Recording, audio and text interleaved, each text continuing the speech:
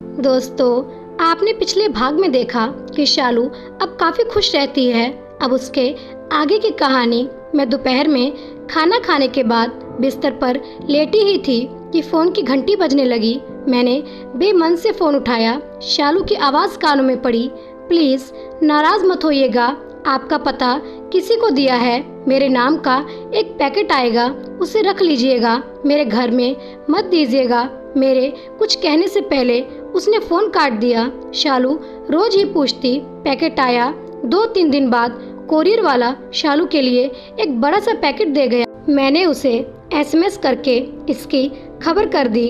आनन फानन में वह दौड़ती हुई आई और धड़ाधड़ सीढ़ियां चढ़ गई। उसकी सांस धौंकने की तरह चल रही थी। पैकेट को हाथ में लेकर वह नाचने लगी। मैंने इतना खुश उसे पहली बार देखा था। वह पैकेट बेड पर रखकर खोलने लगी।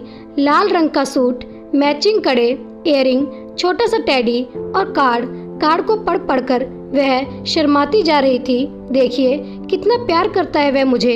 ये सुनकर मुझे अच्छा लगा कि चलो शालू के हिस्से में प्यार आ ही गया। वह बोलती जा रही थी, विक्रम मेरे बिना एक पल भी रहना नहीं चाहते। बस मम्मी ठीक हो जाए तो मैं विक्रम से शादी कर लूंगी। मैंने टोका, पापा तैयार हो जाएंगे। चहकते चहकते वह अचानक शांत हो गई। धीरे से बोली, पता नहीं।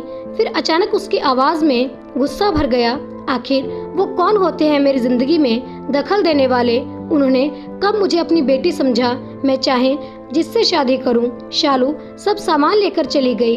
अब हर हफ्ते ही कोई न कोई पैकेट शालू के नाम का आ जाता। एक दिन शालू की मम्मी मेरे घर बैठी थी, तभी कोरियर वाला शालू के नाम का पैकेट दे गया। वह चौंक पड़ी। शालू के लिए कोरियर यहाँ भेजने वाले का नाम पढ़ते ही वह धम से बेड पर गिर गई। उनके होंठ फड़क रहे थे। हे भगवान, अब क्या होगा? मैं चौंक पड़ी। शालू की जिंदगी में आई खुशी से उन्हें ऐतराज क्यों है? उन्हें तो खुश होना चाहिए। मैंने बिना सोचे समझे उन्हें स्वार्थी कह दिया और भी बहुत कुछ कहा। वह चुपचाप सुनती रही। उनकी आंखों से आंसू बह रहे थे। जब मैं शांत हुई तो वह बोलने लगी, शालू शादी करे तो मुझसे ज्यादा कोई और खुश नहीं होगा, लेकिन उसने विक्रम को चुना है। ये दुखद है। मैंने टोका, क्या वो आपकी जात वाला नहीं है? वह फिर रोने लगी। तुम गलत समझ रही हो। मैं उसकी माँ, उसका भला समझती हूँ। विक्रम को एनल कैंसर है, वह भी दूसरी स्टेज का। वह मेरे बगल वाले बेड पर भर्ती था। इत्तेफाक से हर बार मेरा और उसका थेरेपी का टर्न साथ पड़ता है। शालू उससे और उसके परिवार से काफी हिलमिल गई थी। शालू कुछ लेने बाहर जाती तो उसके पिता मेरा ध्यान रखते। ऐसा शालू भी करती। पहले तो मैंने सोचा हमदर्दी में हमारा अनकहा रिश्ता बन गया है, लेकिन इस बार मुझे शक हुआ कि शालू और विक्रम के बीच कुछ और ही रिश्ता पनप रहा है। अब तुम ही बताओ, कैसे मैं शालू को एक कैंसर पीड़ित से शादी करने दूं? उसके जाने के बाद मैं ओहा पोहा के जंगलों में भटकने लगी। मन में कभी शालू के लिए प्यार उमड़ता तो क्षण भर बाद ही गुस्सा उबलने लगता। पूरी दुनिया में शालू को एक कैंसर रोगी ही मिला था जीवन साथी बनाने को। दिमाग कहता है विक्रम जरूर पैसे वाला होगा, तभी शालू ने उसमें अपना भविष्य तलाशा। पल भर में लगा, नहीं, विक्रम के लिए शालू के दिल में सहानुभूति होगी जिसे उसने प्यार समझ लिया। हो सकता है बार बार मिलते मिलते कभी शालू और विक्रम कमजोर क्षणों में बहक गए हों। दोनों जवान हैं, शरीर की जरूरतों के लिए ये रिश्ता बन गया हो। कई दिनों तक मेरा दिल दिमाग अटकलें लगाता रहा। आखिर में मैंने अपने आप को रोक नहीं पाई और शालू को फोन मिला दिया। शाम को मेरे घर पर आ जाना, बहुत जरूरी काम है। यह कहकर मैंने फोन काट दिया। तुरंत किचन में गई और गट-गट करके पूरा गिलास पानी पी गई। वापस कमरे में आई, पंखा चलाकर बैठ गई। शालू से कैसे पूछूंगी अगर उसने कह दिया कि आपसे क्या मतलब? दरअसल सवाल उसके मन में कौंधने लगे। तभी घर की घंटी बजी। कौन आया होगा इस समय? यह सोचते हुए बालकनी में गई तो नीचे शालू खड़ी नजर आ गई। अरे आंटी, सो रही थी क्या? मैंने सोचा जरूरी काम है आपको, सो तुरंत चली आई। मैं सीढ़ियां उतरती जा रही थी और सोचती जा रही थी कि क्यों उसके पर्सनल मैटर में टांग अड़ा रही हूँ। कहीं उसने कुछ बुरा भला कह दिया। मेरे दरवाजा खोलते ही वह खिलखिलाकर गले लग गई। कहने लगी, आप और विक्रम दो ही लोग ऐसे हैं जो मुझे समझते हैं। अच्छा हुआ आपने बुला लिया, ना भी बुलाती तो शाम को मैं जरूर आती। आपको कुछ बताना था। मैंने शालू का हाथ पकड़ा और लगभग खींचते हुए सीढ़ियां चढ़ गई। मैं नहीं चाहती थी कि मेरे घर की ग्राउंड फ्लोर पर रहने वाली आरती उसकी बातें सुने और पूरे मोहल्ले में प्रसारित कर दे। मैं सीधे अपने बेडरूम में जाकर रुकी। बेड पर उसे बिठाते ही बोल पड़ी, शालू, पूरी दुनिया में तुझे विक्रम ही मिला था।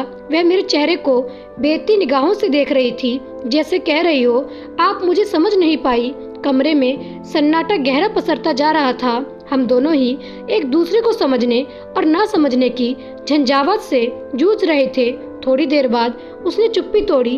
आप निश्चित रहिए, मैंने सही चुनाव किया है। विक्रम और उसके पापा दोनों मुझे बहुत मानते हैं। मैंने अपनी चिंता उसके सामने झिझकते हुए रखी। विक्रम कितने दिन का मेहमान है, उसके ना रहने पर पहाड़ जैसी जिंदगी कैसे काट पाओगी? पता है कितना मुश्किल होता है एक अकेली महिला का जीवन। वह हंस पड़ी। आप भी सब जानते हुए ऐसा सोच रही हैं। बचपन से अब तक अकेले ही तो जीवन काट रही हूँ। बिना प्यार के इतने साल कैसे काटे आप नहीं समझ सकती हैं। विक्रम के साथ बिताया हर पल एक जीवन के बराबर है। मैं केवल उसकी याद के सहारे हंसते हुए जीवन गुजार दूंगी। वह मेरे दिल में, मेरे जिस्म में हमेशा रहेगा। मैं उसे दुनियादारी समझा रही थी और वह मुझे प्यार की ताकत दिखा रही थी।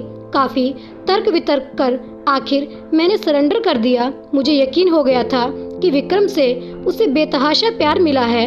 उसके आगे सब बेकार है। मैंने शालू को गले लगा लिया, रो पड़ी, मन ही मन प्रार्थना कर रही थी, हे ईश्वर, इसके जीवन में खुशियां भर दीजिएगा।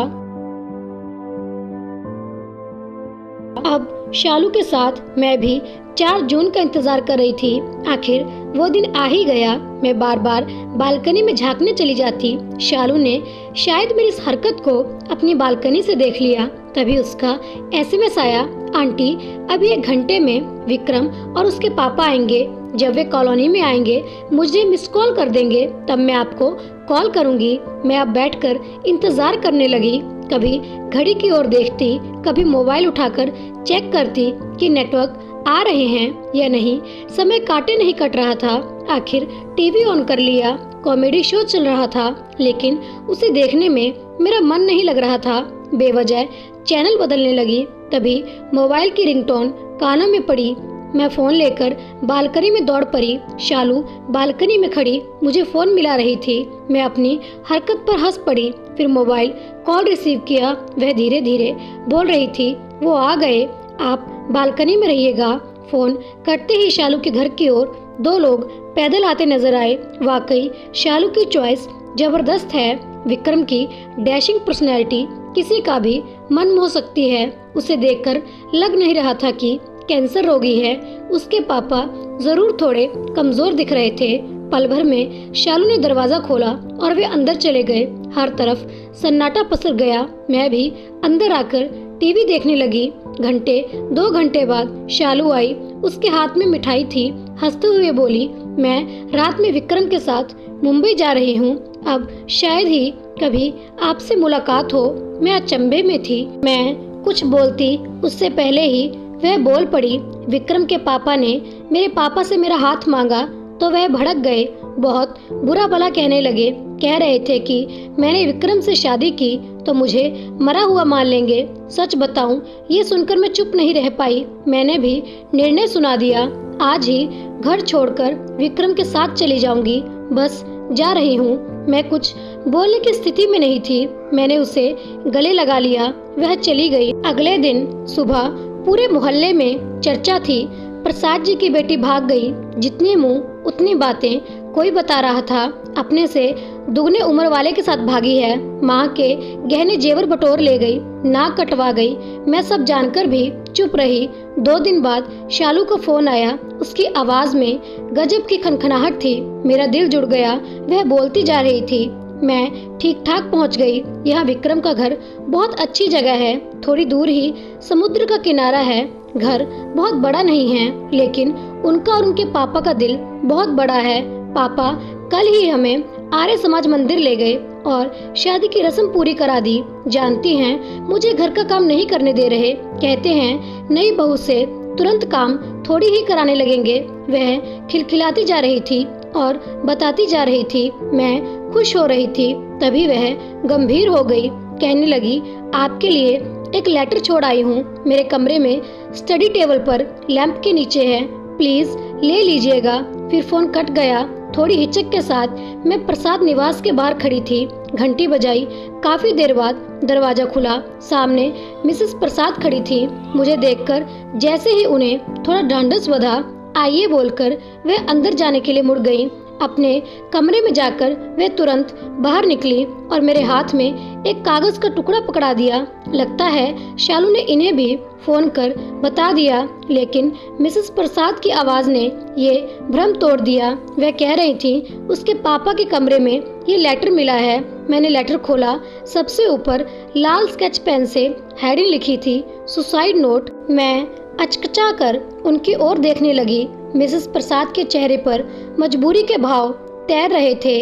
मैं लेटर पढ़ने लगी। Suicide note. सामाजिक तौर पर मेरे पापा आपको पापा संबोधित करने का मन तो नहीं कर रहा है, क्योंकि आपने कभी मेरे पापा का कर्तव्य नहीं निभाया और ना ही मुझे अपनी बेटी समझा।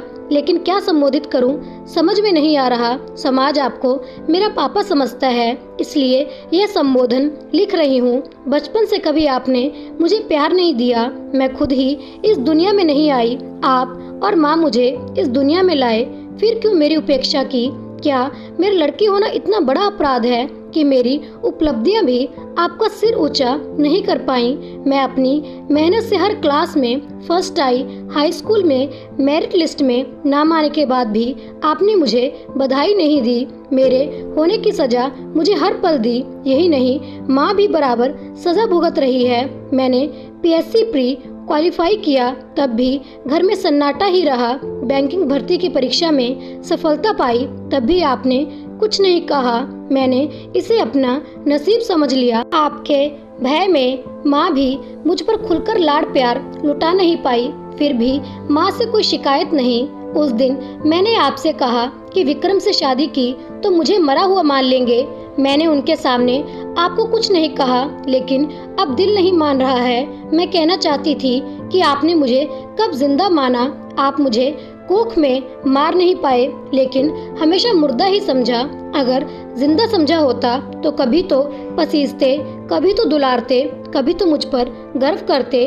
आप ये समझ रहे होंगे कि ये मेरा सुसाइड नोट है, लेकिन आप आज फिर गलत हैं। ये आपका सुसाइड नोट है। ये सुसाइड नोट आपने उसी दिन लिखना शुरू कर दिया था जब मेरे पैदा होने के बाद 6 महीने तक मेरा चेहरा भी नहीं देखा था। इस सुसाइड नोट का एक एक हर्फ मेरी उपेक्षा की लकीरों से लिखा है। यहाँ से जाने और विक्रम से शादी करने का निर्णय कर मैंने आपकी इस मुर्दा दुनिया को अलविदा कहा है और एक नई खुशहाल जिंदा दुनिया का आबाद करने जा रही हूँ। लेकिन मेरे घर छोड़ने या यूँ कहें कि भागने की खबर आपके सामाजिक दायरे में फैलेगी तो आपके हर पल में मुर्दनी छा जाएगी।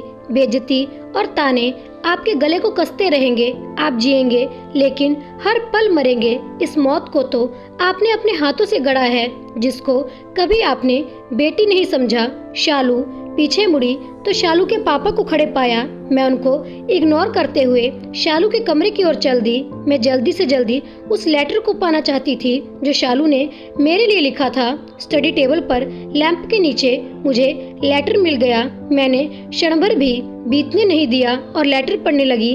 प्रिया आंटी, नमस्ते। मैं जीवन भर आपकी शुक्रगुजार रहूंगी। आपने मुझे समझा और प्यार दिया। मैं उस दिन आपके सवालों का जवाब नहीं दे पाई थी, लेकिन आज दूंगी।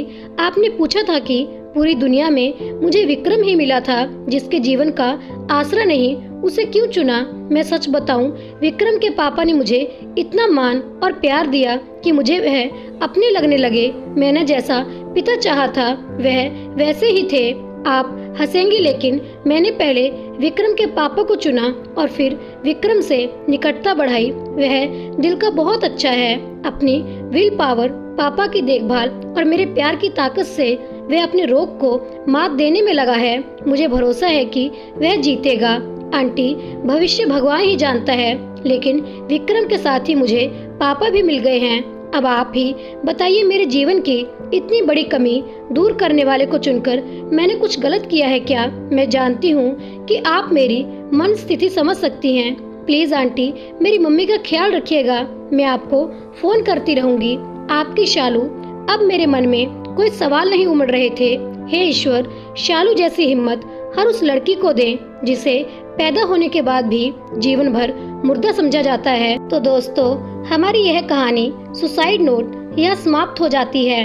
आशा करती हूँ यह कहानी आपके दिल को छू गई होगी, और अगर आपको भी ऐसी कहानियाँ सुनना अच्छा लगता है तो उसके लिए कृपया करके मेरे चैनल वर्षा हिंदी स्टोरीज 369 को लाइक, सब्सक्राइब और शेयर करके मेरा मोटिवेशन बढ़ा दें, ताकि मैं आपके लिए ऐसी ही अच्छी अच्छी कहानियाँ हमेशा लेकर आती रहूं। कहानी सुनने के लिए आप सभी का दिल से धन्यवाद। मिलते हैं अगली कहानी के साथ। तब तक के लिए आप सभी को मेरी तरफ से राधे राधे।